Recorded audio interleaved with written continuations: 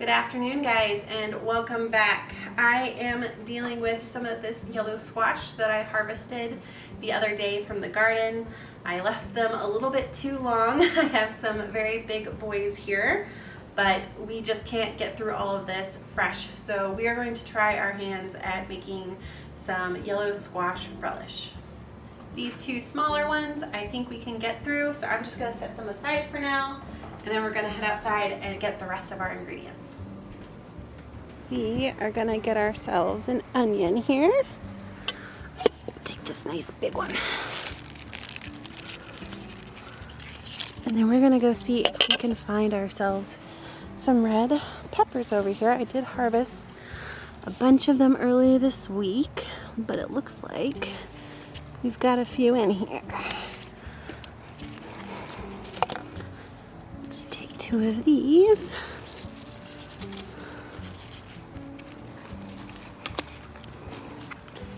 And then we're also going to find ourselves some green peppers.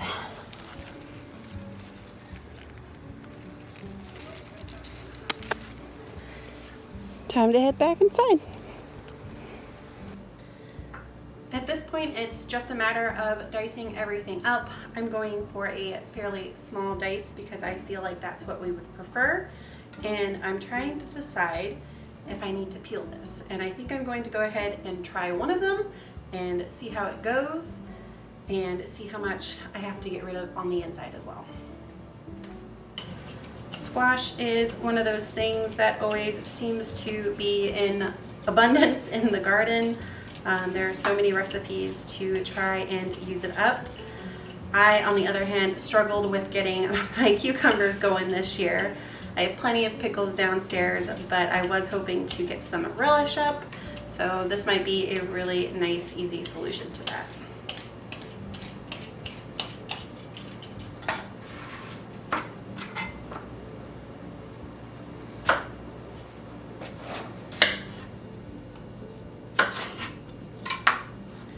And we're going to get rid of all the seeds on the inside.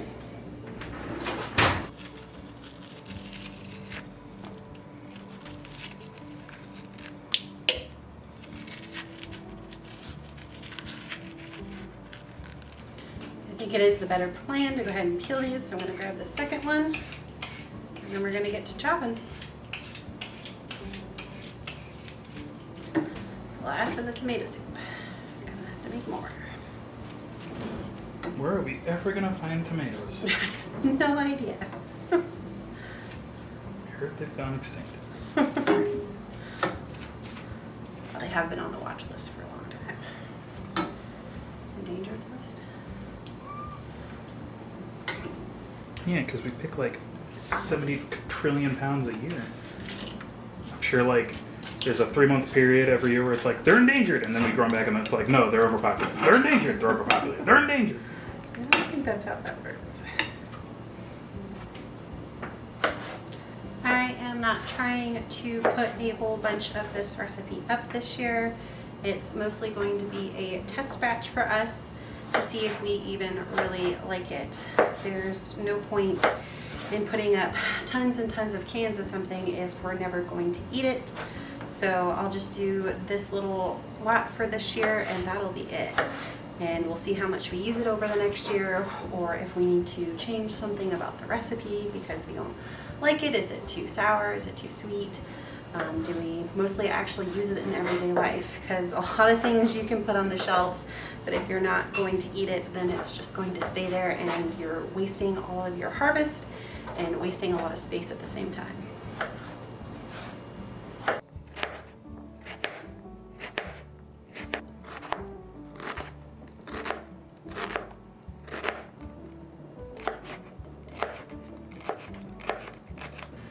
I went ahead and turned the stove off because I realized I almost missed a crucial step, which is I need to soak my mixture here for an hour in some ice cold water with a little bit of salt into it. So we're going to do that and then we'll come back and work on our brine. It's been an hour and we're back in business. I just strained my squash and rinsed it with some cold water, and we are going to get our brine together. This is fairly simple. It's 2 cups of apple cider vinegar to 3 cups of sugar with 2 teaspoons of celery seed, and I am going to be throwing some garlic cloves in my jars as well because that just sounds good to me.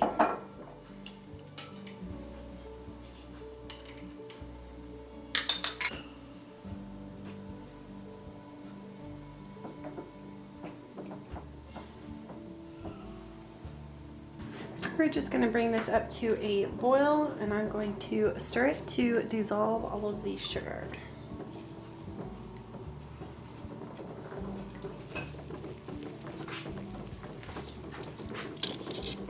We may end up having to make more of our sugared brine here, but we shall see how far we get with what we've got. I think we'll be all right with what we've got. So we're just going to let it return to the boil and boil it for 4 to 5 minutes.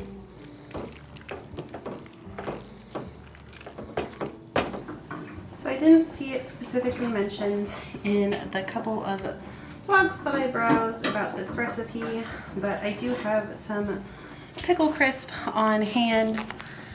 So I'm going to go ahead and put that in there since I do want to try and keep this relish crunchy, and that's kind of its purpose. And I have a bunch of it, so I might as well give it a shot.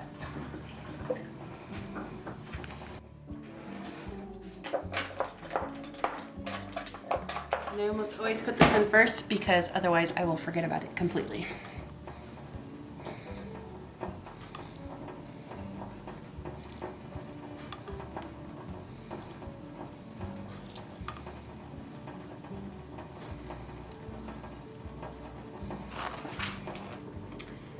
We're packing these with the solids first, and then we will fill them up with the remaining brine to 1/2 inch.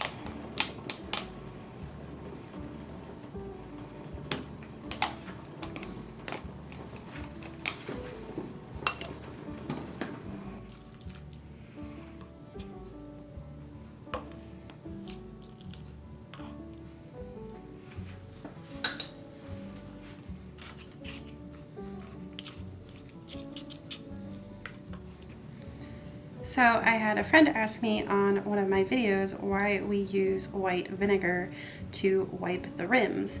And mostly it is to ensure a good seal between your lids and the glass jar rims. On the underside of these lids is a small area of rubber, which basically is what makes the seal. And you don't want anything to come in between that rubber part and your glass rim and potentially kind of compromise your seal. So rubbing with white vinegar is a good way to get rid of any grease that might be along the rims if you are doing something that is greasy, or even things that aren't greasy. It also gives you a chance to inspect your rims again to make sure there have been no cracks or fissures or chips in them. Anything like that will cause your jars not to seal. So it's just a really good opportunity to do your final checks, make sure everything is nice and clean before putting your lids on, and hopefully all of your items will seal properly.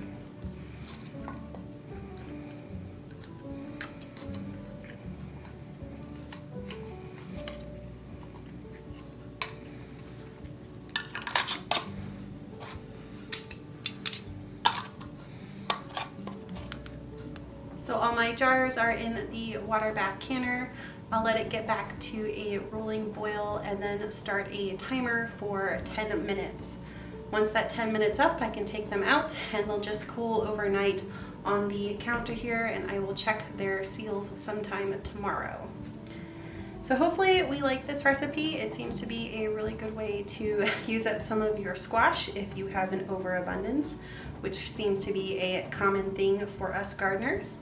If you guys try it and you like it, or you have a different recipe for yellow squash, I would love to hear about it. And thanks so much for watching, and I'll see you guys next time.